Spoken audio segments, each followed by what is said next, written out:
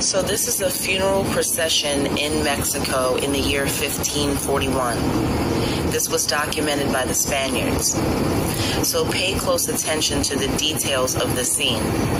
You'll notice that the king is black and the four men walking in front of the dead king's body are black as well.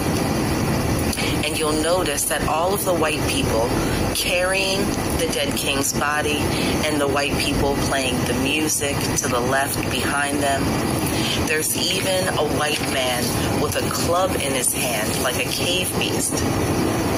And all of these white people sitting in the top left corner are waiting to be sacrificed so that they can join the dead Mayan king in the afterlife.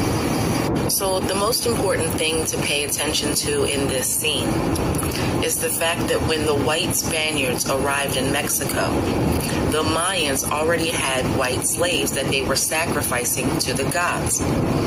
The Aztecs also had white slaves prior to the Spaniards arriving. In fact, when the Spaniards arrived, many of their men were captured and sacrificed to the gods as captives of war.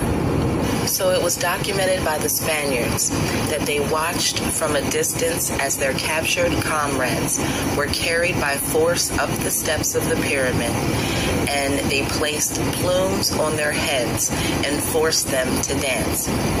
When they were done dancing, they placed them on their backs and cut open their chests with a stone knife.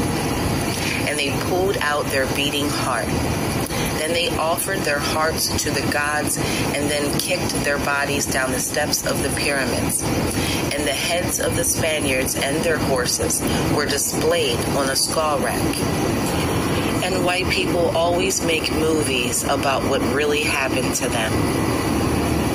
So these are Mayan traders who were documented by Columbus in 1502. Pay close attention to the white slaves who are steering the boats for the black Mayans and doing other forms of labor for the Mayans.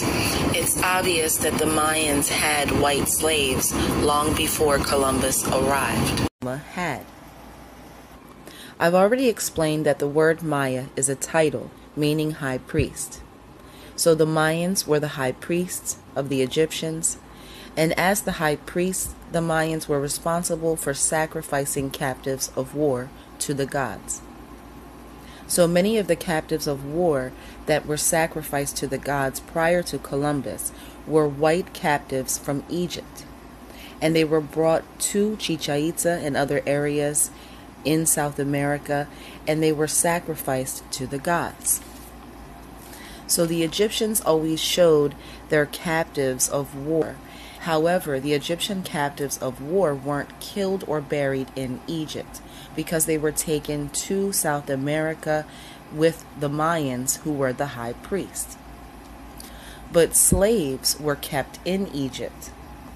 And just like the Mayans and the Aztecs in South America, slaves were buried with the king when he died.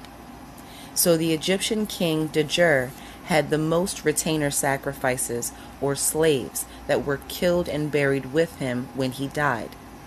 He had over 580 retainer sacrifices, and all 580 of them were killed and buried in a burial complex next to the grave of Djur.